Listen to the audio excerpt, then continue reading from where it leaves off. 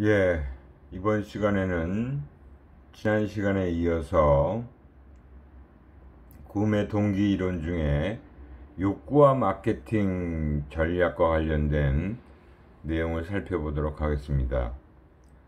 여러분들 추석 연휴는 잘 보내셨어요? 예, 아무래도 이번에는 그 코로나19로 인해서 타 지역에 있는 친척분들이 많이 이동을 하지 않았을 수도 있고, 가족끼리 조촐하게 보내는 가구도 있을 거고요. 이번에는 아무래도 좀 예년과 다른 추석들을 보내지 않았을까 하는 생각이 드네요. 이제 가을 날씨가 완연하고, 그죠?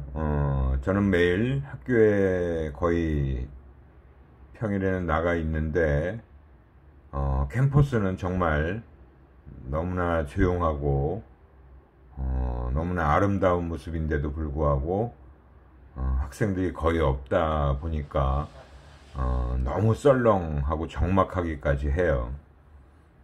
참 안타까운 그런 마음입니다. 이제 정말 이제 가을이기 때문에 여러분들도 열심히 좀 공부를 하셔야 될 것 같아요. 지금 이럴 때일수록 더욱더 열심히 하는 것이 좋지 않을까라는 생각이 듭니다. 욕구와 마케팅 전략도 밀접한 관계가 있고요.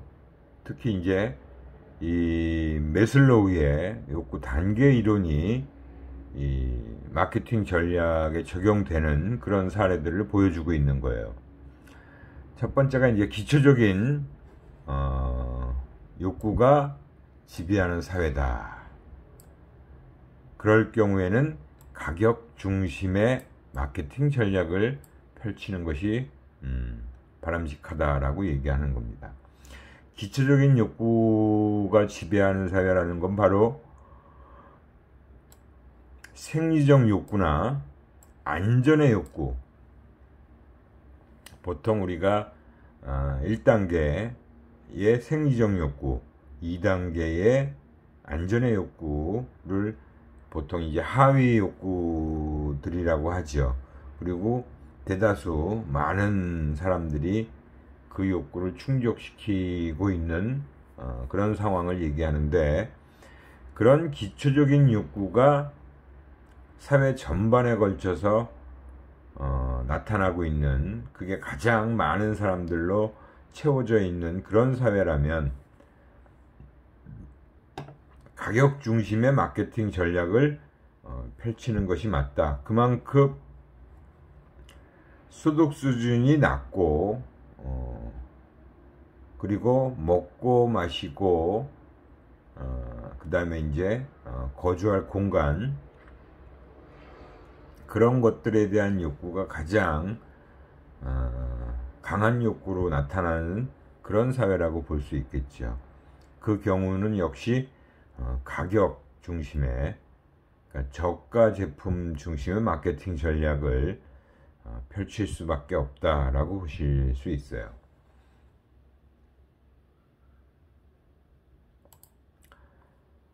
다음에는 사회적인 욕구가 지배하는 사회입니다.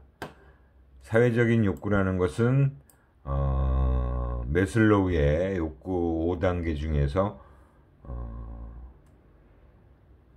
이 가운데에 있는 욕구죠. 가운데에 있는 욕구. 그래서 이 사회적 욕구라는 건 바로 소성 및 애정 욕구. 보통 우리가 가장 하위에 있는 욕구가 아까 얘기한 생리적이고 안전의 욕구라고 했잖아요. 그죠? 그런 욕구보다는 사회적 욕구를 충족시키고자 하는 사람들이 대다수인 그런 사회가 바로 여기에 해당된다라고 볼 수 있어요. 어떻게 보면 지금 우리나라 같은 경우도 이런 사회적 욕구가 굉장히 대다수의 사람들에게서 많이 나타나는 그런 사회라고 볼 수 있죠.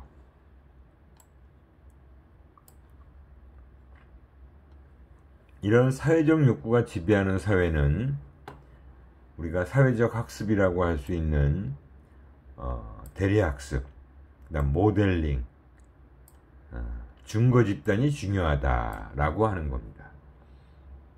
그러니까 내 주변에 내가 뭔가 되고 싶고 되고자 하는 그런 모델이 되는 집단이 집단을 기준으로 내가 자꾸 소비가 일어나는 그런 상황을 볼 수 있는 거죠. 또는 대리만족, 대리학습, 모델링 이런 것들이 모방학습 이런 것들이 활발하게 일어나는 사회다라고 볼 수 있죠.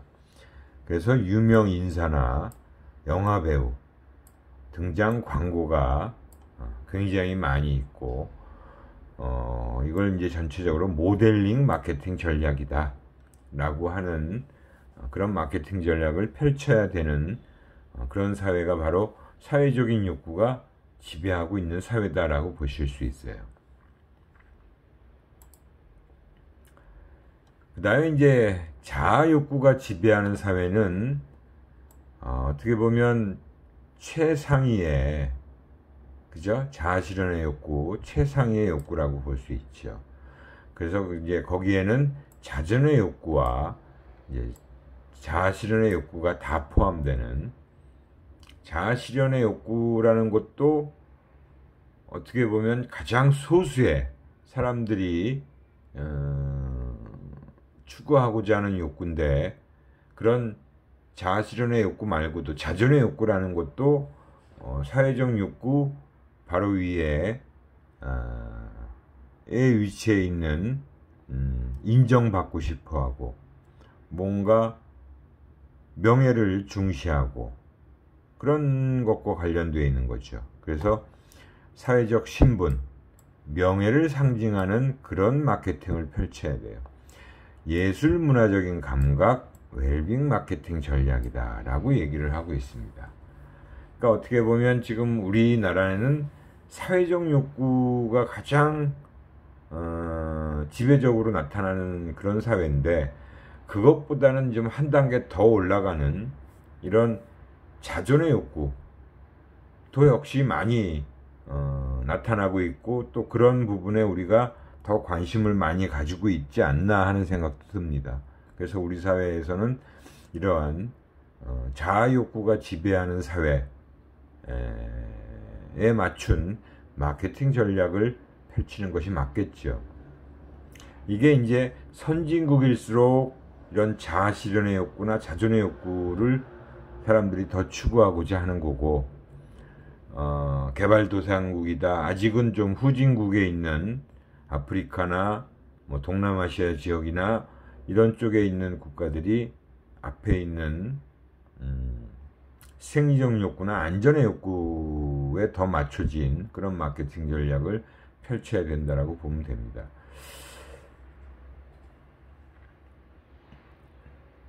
그 다음은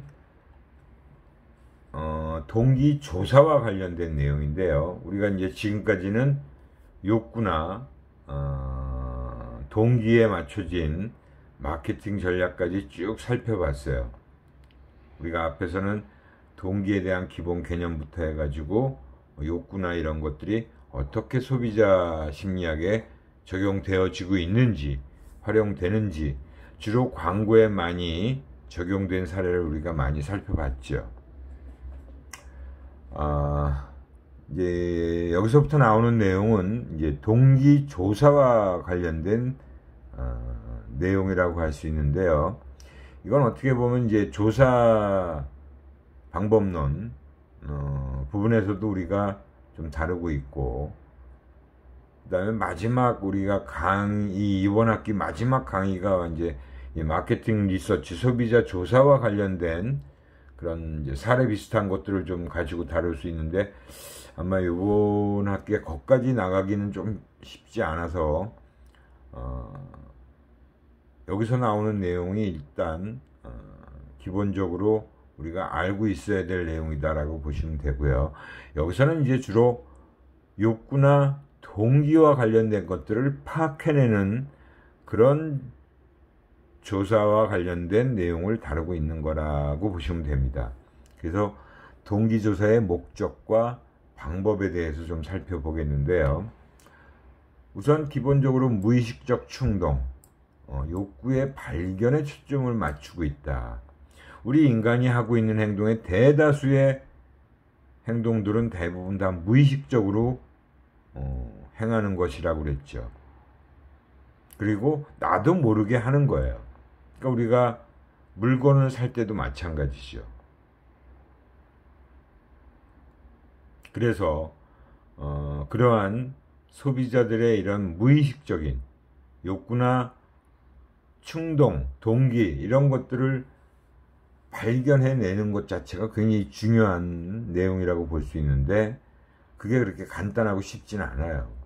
지금까지 보면 대부분이 이런 심층 집단 면접이다 해서 포커스 그룹 인터뷰다 라고 하는 방법을 가지고 욕구를 발견하기 위해서 활용하는 경우가 대부분이었어요. 또는 개인들을 대상으로 해서 인덱스 인터뷰다, 심층 개별 면접을 한다라고 해서 인덱스 인터뷰다라고 얘기를 합니다. 1대1의 심층 면접을 하는 거죠. 근데 보통은 이제 집단으로 해서 한 7, 8명 정도를 모아서 거기에 이제 모더레이터라고 하는 사람이 이런 포커스 그룹 인터뷰를 진행을 해요. 한 2시간 정도. 그렇게 해서 이제 거기서 뭔가 자꾸 찾아내려고 하는 그런 방법들이 사용되어 왔는데, 최근에는 직간접적인 관찰, 옵저베이션이다라는 관찰 방법이 활발하게 이용이 되고 있어요. 물론 이 관찰이 쉬울 것 같지만 그렇게 쉽지는 않은 방법입니다. 우리가 뭐 몰래 카메라라고 해서 여러분들이 예전에 TV에서 프로그램도 있었는데, 뭐 CCTV 카메라를 설치해 놓고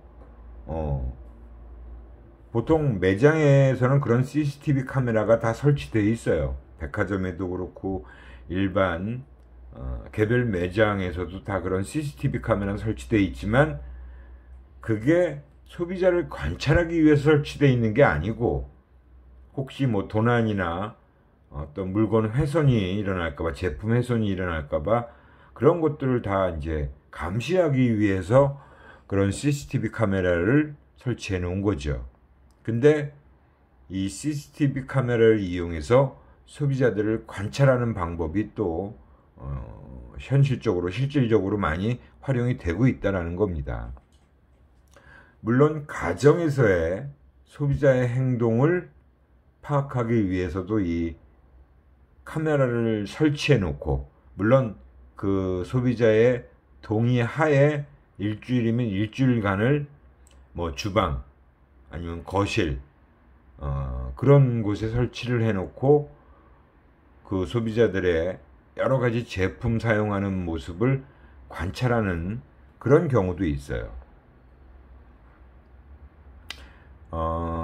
다음 시간이나 기회가 되면 그런 사례들을 한번 보여드리도록 하고요. 그래서 이런 관찰 방법을 활용해서 소비자들이 정말 무의식적으로 어떻게 그런 구매 행동을 하고 또는 어떤 제품을 사용하고 있는지를 파악해내는데, 이 관찰이 쉽지도 않을 뿐더러 조사회사에 용역을 맡길 때도 비용이 굉장히 많이 듭니다. 만약에 한 명을 대상으로, 그러니까 관찰하는데 보통 1,500만 원에서 2,000만 원이 들어요. 그 정도로 비용이 많이 드는 그런 방법입니다. 그래서 어떤 경우는 어떤 그 비즈니스맨이 출장을 해외로 갈 경우에 그 비즈니스맨을 공항에서부터 돌아올 때까지 그 기간 동안 3박 4일이면 3박 4일 동안 계속 추적 조사하는, 뭐 동영상도 찍고 카메라도 찍고 그런 식으로 정말 밀접 관찰을 하는 그런 조사 방법도 있어요. 물론 그 경우는 특별한 경우라고 보시겠지만 예전에 삼성전자에서 그런 프로젝트를 제가 있던 조사회사에 맡겼던 적이 있습니다. 이러한 그 소비자의 마음속에 있는 충동이나 욕구를 끄집어내기 위해 훈련받은 전문가가 이런 프로젝트를 수행하게 되어 있어요. 아무나 할 수는 없습니다. 우리 심리학을 전공하고 적어도 석사 이상의 이러한 그 동기나 욕구를 파악해내기 위한 방법을 활용할 줄 아는 전문가가 수행을 해야 되고요. 무의식 수준에서 제품 구매에 관한 충동을 가지고 있을 수 있다. 소비자들이. 그거는 우리가 이미 다 알고 있는, 공부를 했던 프로이트가 얘기했던 그런 내용들에서 다 우리는 어느 정도 또 유추해 볼 수 있고요. 다 연결시켜서 적용해 볼 수 있습니다. 그죠? 우리 인간들이 하고 있는 행동이나 말은 대부분 무의식적인 것들이다. 소비자들이 매장에 가서 물건을 살 때도 무의식적으로 자동적으로 사고 있는 경우들이 굉장히 많아요. 여러분들도 한번 생각해 보시면 정말 매장에 가서 내가 무슨 고민하지 않고 뭐 바로 그냥 습관적으로 구매하게 되는 그런 제품들이 꽤 있을 겁니다. 그죠?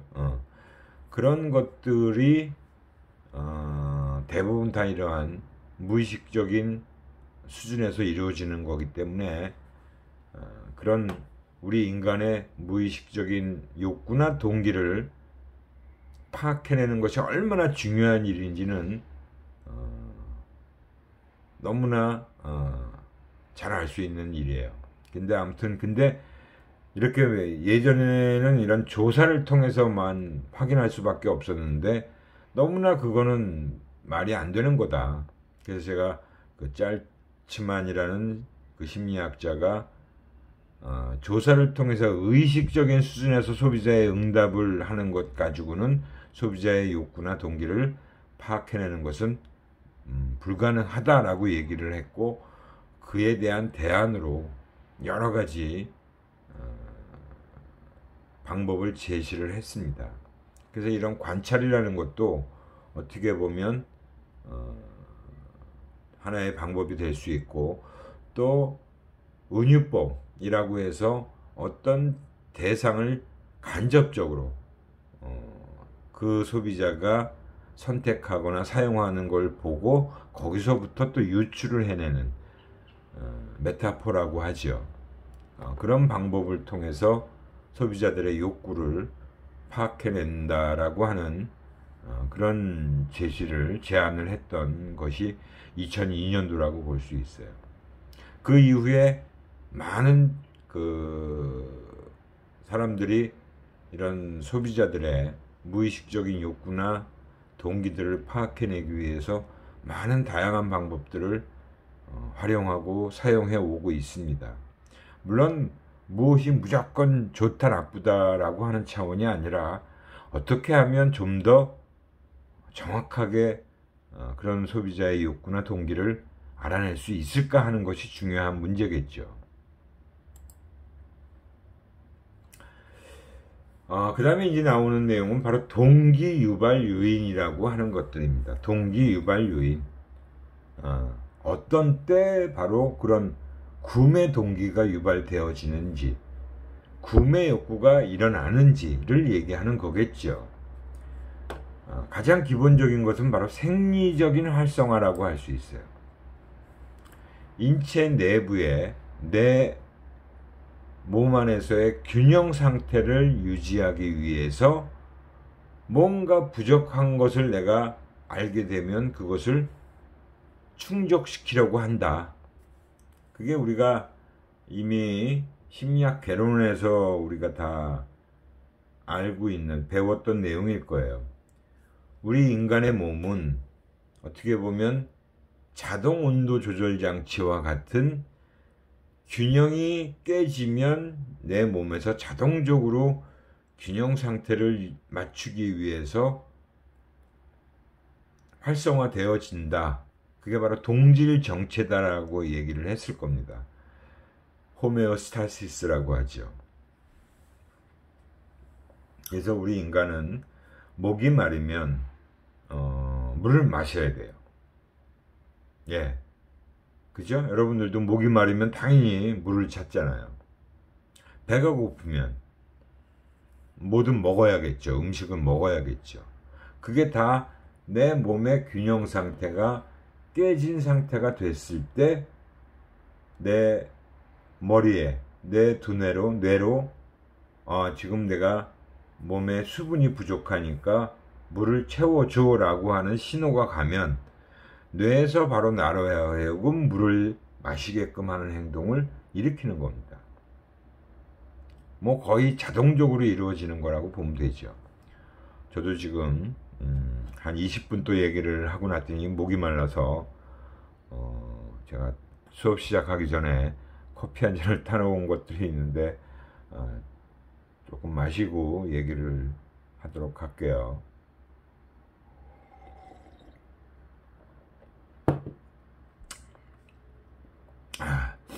일단 동기가 유발된 상태인 사람에게 광고를 통해 만족수단을 제시한다. 즉 우리가 그런 뭔가 욕구가 일어나고 동기가 유발된 상태가 되어 있는 사람에게, 그 사람이 광고를 보면, 광고에서 마침 내가 이거 지금 필요한데 이거 사야 되는데 라고 할 때 그와 관련된 제품에 대한 광고가 나오면 그게 바로 그걸 충족시켜 줄 수 있는, 만족시켜 줄 수 있는 수단을 제시한 거다라고 보실 수 있는 거죠.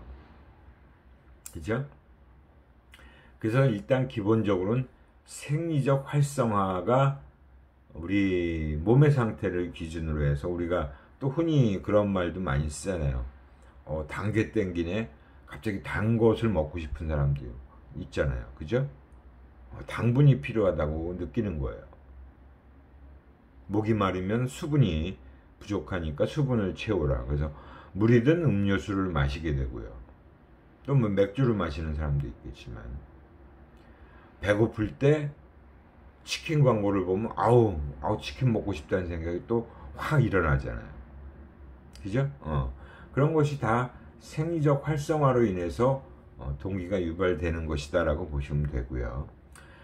그 다음에 이제 한 가지 방법은 인지적인 유발이에요.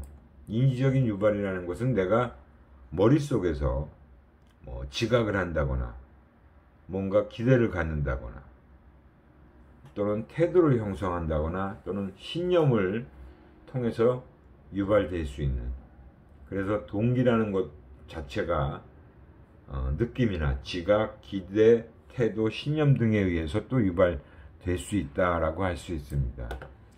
뭐 당연히 지각적인 부분, 후각 같은 것들, 그죠? 뭐 제가 이 예는 뭐 여러 번 드는 예라고 볼 수 있는데, 여러분들이 아침에 막 학교를 가기 위해서 아침밥을 안 먹고 막 뛰어나오고 있는데 골목 입구에 있는 빵가게에서 빵 굽는 냄새가 막 나요. 그 냄새가 어찌나 좋은지, 그죠? 빵 냄새가 너무 달콤하게 느껴지고 내가 지금 배고픈 상태인 것을 어떻게 알고 그렇게 빵 냄새가 나를 자극시키는지, 그건 바로 후각을 통해서 내 그 배고픈 욕구를 막 또 부추기는 그런 작용을 하잖아요. 그죠? 뭐 태도도 마찬가지고 신념이라는 것도 마찬가지예요. 거기서 우리는 또 인지 부조화 이론이라는 것을 통해서 인지 부조화 경험도 굉장히 많이 합니다. 내가 이거 좋은 거야 그러고 사람들한테 막 떠들고 그래서 실제 샀는데 사보고 나니까 내가 그만큼 막 다른 사람들 앞에서 좋다라고 막 떠들고 그랬는데 그것만큼 좋지가 않아요. 그러면 사실은 굉장한 인지 부조화가 나타나죠. 그런데 그 산 것 자체를 취소할 수 없으니까 내가 분명히 속이 쓰림에도 불구하고 그 좋다라고 막 떠들었던 주변 친구들한테는 이거 내가 이제 사보니까 좋아, 진짜로 좋아 라고 얘기할 수밖에 없잖아요. 그게 바로 인지 부조화를 경험하는 경우예요. 근데 뭐 그런 것도 역시 인지적인 동기유발을 또 시키는 케이스라고 볼 수 있습니다. 그 다음에 제품 설계나 디자인 측면에서 볼 때도 기능적인 거, 미적이면서 정서적인 거, 사회적인 거, 상황적인 거, 호기심, 동기 이런 것들이 다 또 구매 욕구를, 동기를 유발시키는 요인으로 작용할 수 있는 거죠. 그죠? 그렇기 때문에 사실은 우리는 많은 자극들한테 많은 여러 가지 생각에 엄청나게 노출되어 있다라고도 볼 수 있어요. 제품을 보면 어떻게 디자인 되어 있느냐에 따라서 또는 그 제품이 어떤 색상을 갖고 있느냐 또는 내 지금 처해 있는 상황이 어떤 상황이냐에 따라서 구매 욕구들이, 구매 동기가 유발되어지는 경우도 굉장히 많다라고 보시면 되죠.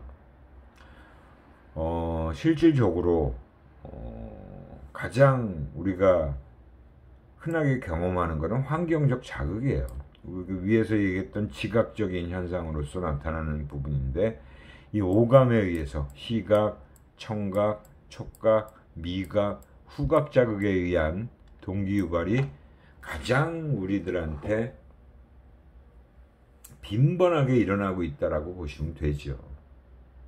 시각은 내가 걸어 다닐 때 또는 뭐 어디서 TV를 볼 때 내 눈에 보여지는 것들에 의해서 내가 그 시각적 자극으로 인해서 동기가 유발되는 케이스고, 청각은 들리는 거, 그죠? TV를 켜놓고 밥을 먹고 있는데 그 들리는 소리에 의해서 또는 라디오를 듣는 경우 아니면 길거리에서 뭐 다양한 소리가 나잖아요.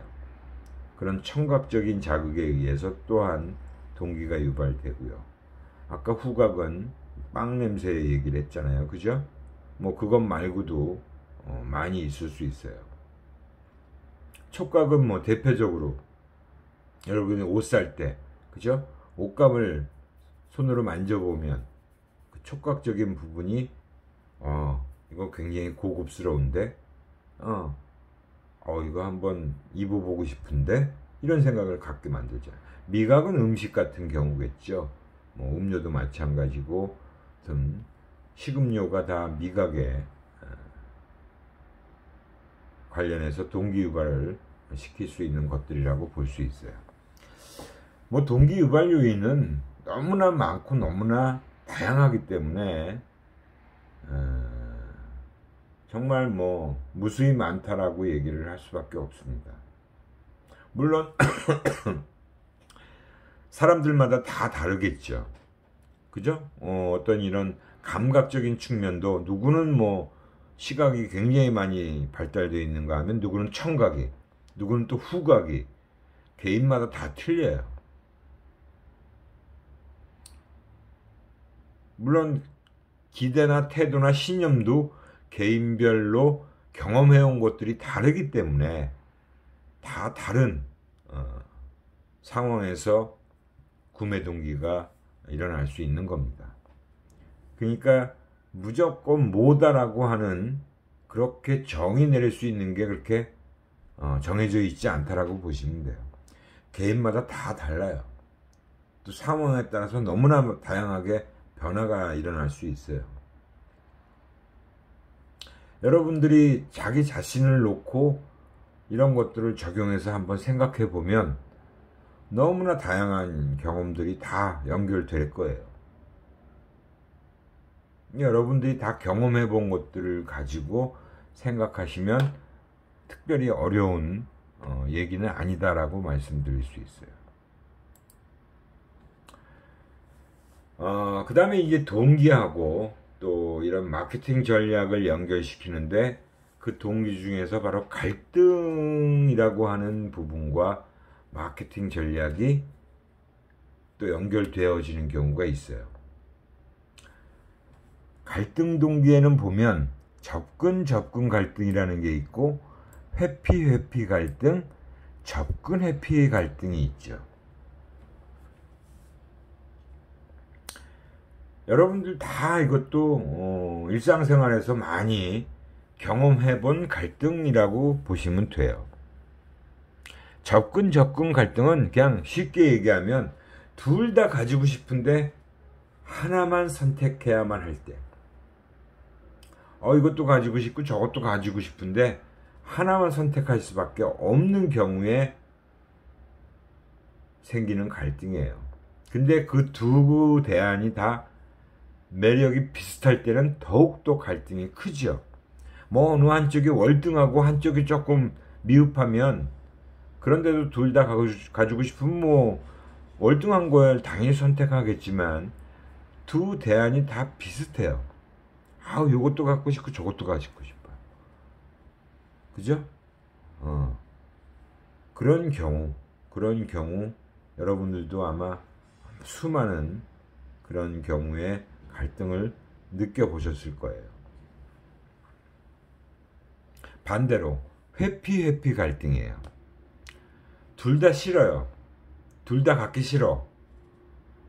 근데 하고 싶지 않은 그 두 대안 중에 어느 하나는 선택을 해야만 해요.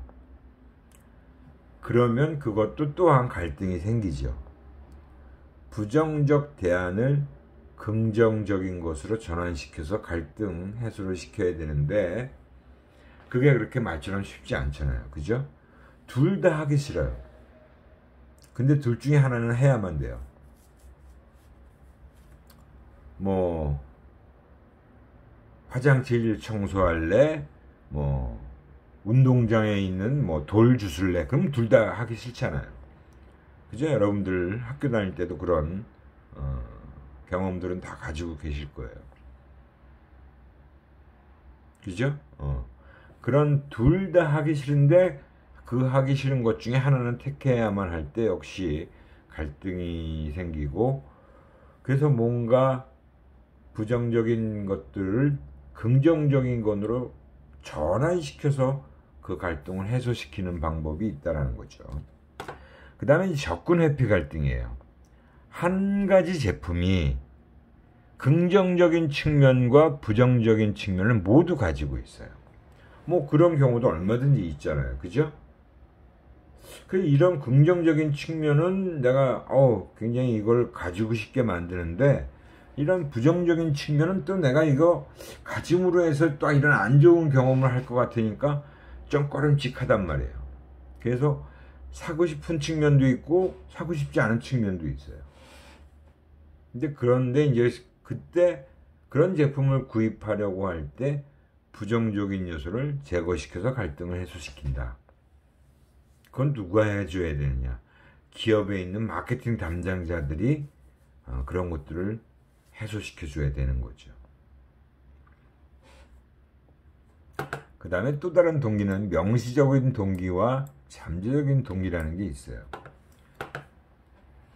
겉으로 드러난 동기와 내 속에 잠재되어 있는 동기를 얘기하는 거죠. 이런 것들이 바로 이제 동기와 마케팅 전략을 연결시켜서 볼 수 있는 그런 케이스들이라고 보시면 됩니다. 그래서 우선 갈등 같은 경우에 접근 갈등이에요. 이 경우는 뭐 사실은 예전에 나와 있는 경우인데, 뭐 요즘은 이런 화상전화 같은 게 뭐 휴대폰으로 다 되니까, 그죠? 근데 예전에는 그렇게 휴대폰이 많이 이렇게 퍼져 있지 않았을 때, 두 가지 대안 중에서 둘 다 이제 매력적인 거죠. 이력적인 게 아니고 매력적인 거예요. 매력적인 거. 그죠?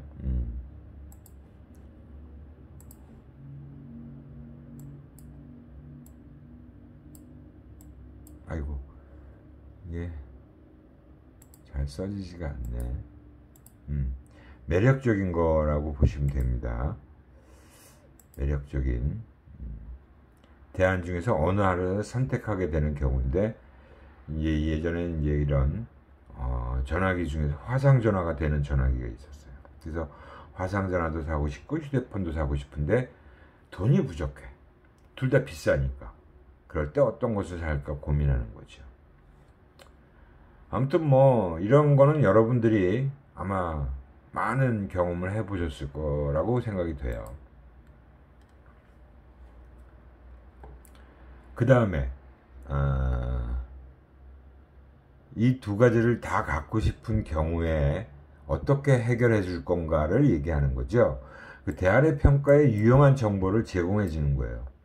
뭐 광고를 통해서 또는 그 매장에 있는 판매원이 갈등을 해소시켜 주는 역할을 해줘야 된다.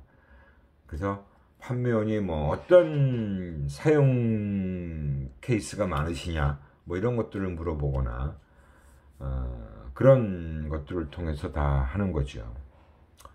뭐 돈 같은 경우에 관련된 게 그런 거죠. 너무 비싸면, 그죠? 우리는 보통 요즘은 대부분 다 카드를 사용하는 경우가 많으니까. 근데 대부분 다 신용 그 카드를 구입하는 것도 다 사실은 나중에 다 결국 지불을 해야 되는 거잖아요. 그죠? 그 보통 홈쇼핑에도 보면 그런 막 그 광고를 많이 하죠. 아, 지금은 물건만 가져가시고 대금은 나중에 나눠서 내십시오. 뭐 이런 경우를 많이 하잖아요. 그래서 그런 돈과 관련된 문제에 대한 갈등은 그런 식으로 많이 풀어주는 경우가 있다라고 볼 수 있어요.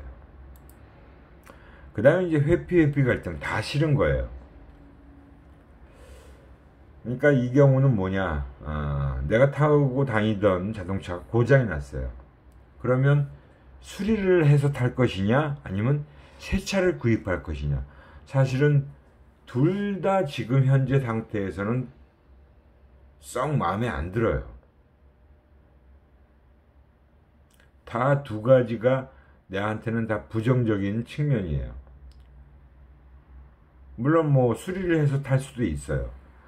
근데 그 수리비가 굉장히 많이 나온다고 생각하면 그것도 고민이 되죠. 어차피 지금 내가 타고 다니던 차가 뭐 몇 년 있으면 중고차로 팔아야 되는 그런 상황인데 막 또 엄청나게 많은 비용을 들여서 수리를 할 거냐? 아니면 또 새 차를 구입하자니 지금 당장 그만한 돈이 없어요. 그렇기 때문에 사실은 지금 상태에서는 둘 다 고민이 될 수밖에 없는 그런 거죠. 뭐 여기서도 마찬가지로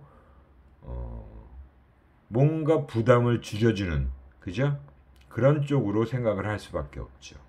그래서 하기 싫은, 둘 다 하고 싶지 않은 그런 두 가지 부정적 대안에 어느 하나를 선택해야 하는 경우에 발생하는 게 바로 회피 갈등이다라고 보시면 됩니다.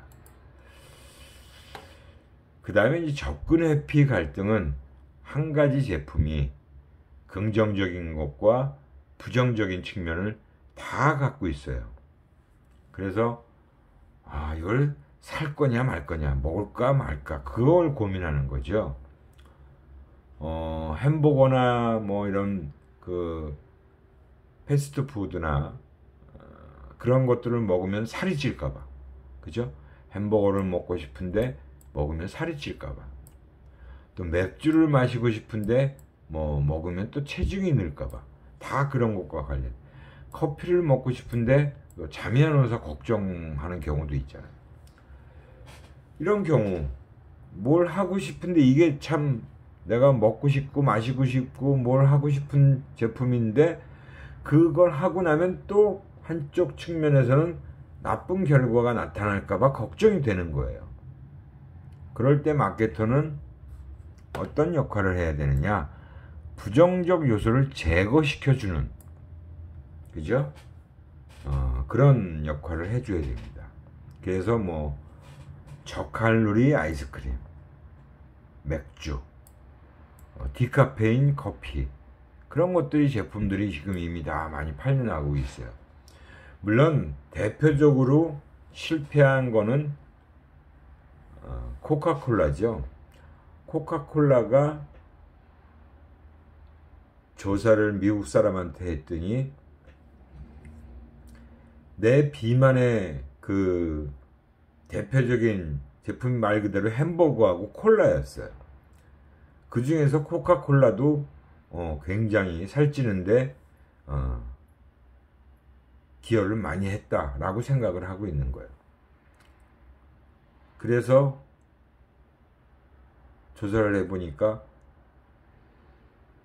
그러면 당분이 없는 콜라는 콜라인데 당분이 없는 콜라가 나오면 마시겠느냐 그랬더니 사람들은 그 조사에 응답할 때는 얼마든지 마시지, 내가 콜라 마음껏 마시는데도 살이 안 찌는데 얼마나 좋겠어요. 그러니까 당분이 없는 콜라, 코카콜라 라이트라는 제품을 연구개발, 엄청 돈을 들여서 연구개발해서 출시를 했어요. 근데 소비자들이 그 코카콜라 라이트를 먹어보더니 예전에 맛이 안 나는 거예요. 그러니까 막 사람들이 코카콜라를 돌려달라고 코카콜라 회사 앞에서 또는 막 여러 매장 앞에서 막 시위를 하고 난리가 난 겁니다. 이건 대표적인 마케팅 조사를 통한 마케팅 전략을 수립해서 신제품 개발해서 실패한 대표적인 사례로 많이 얘기가 되고 있는 겁니다. 단순히 그죠? 이런 갈등을 해소시켜주기 위해서 단맛을 즐기고 싶은데 살이 찌는 것을 회피하고자 하는 갈등을 해소시켜줄 수 있는 제품을 제시한다. 근데 거기서 문제는 그 단맛이 들어가 있을 때 느꼈던 맛이나 그죠? 그런 것이 그 단맛을 뺐을 때도 동일한 맛이 나야 돼요. 그게 관건입니다. 그렇지 않으면 소비자는 외면을 하게 되어 있습니다. 하여튼 그런 경우도 여러분들도 많이 경험들 해보셨을 거예요. 그죠? 아유, 나 이거 먹고 싶은데, 아우, 초콜릿 먹고 싶은데 살찔까봐, 아이스크림 먹고 싶은데 살찔까봐, 그런 경우는 너무나 많잖아요. 뭐 하고 싶은데 아우 뭐 할까봐, 그런 경우 많잖아요. 그게 다 접근 회피 갈등이 나타나는 케이스라고 보시면 됩니다. 그 다음에 아까 이제 명시적 잠재적 동기와 관련된 내용이에요. 명시적 동기는 겉으로 드러난 동기를 얘기하는 거예요. 그래서 고가의 만약에 수입 자동차를 내가 사려고 하는데 그걸 샀을 때 이 차가 디자인이 좋고 성능이 무지 좋대, 그리고 이 차가 무엇보다 안전성이 좋다는 거야 라는 걸로 자꾸 다른 사람들한테는 얘기하고 싶은 거예요. 그래서 난 비싸지만 이 차를 살래, 이 차를 사고 싶은 거야, 나 이 차를 사는 거야 라고 얘기를 하지만 사실은 결국은 내가 이 차를 타고 다니면 저 친구 성공했나 보지, 또는 다른 사람들이 저거 비싼 차인데, 아니면 저 친구 역시 뭐 그 자리에 가더니만 좋은 차 타고 다니는구나, 이런 얘기를 듣고 싶은 거예요. 그죠? 그러니까 여기서는 겉으로는 내가 자꾸 얘기를 하는 그런 부분과 잠재되어 있는 무의식적인 부분에, 물론 이런 것들이 잠재되어 있는 거지 겉으로 드러내지만 않을 뿐이지 속으로는 생각을 한다는 얘기잖아요. 그죠? 그래서 이중속으로 해야 된다라고 얘기를 하는 겁니다. 광고 문화는 품질 광고, 근데 운전은 성공한 부유층 광고. 운전하는 모습은 성공한 부유층의 그런 부분인데, 광고 문화는, 그죠? 품질, 그런 내용이 들어가 있어야 되는 거예요. 하지만 그 장면은 성공한 부유층의 그런 모습을 재현시켜 주는 거죠. 그래서 이런 명시적인 동기, 그 다음에 잠재적인 동기 역시 마찬가지로 마케팅 전략으로 많이 활용된다라고 보시면 됩니다. 이런 것들이 바로 이제 우리가 쭉 앞에서 이런 욕구나 동기와 관련된 그런 내용들을 활용해서 광고에도 적용하고 마케팅 전략에도 적용한 그런 내용들을 지난 시간과 이번 시간을 통해서 우리가 공부를 했다라고 보시면 됩니다.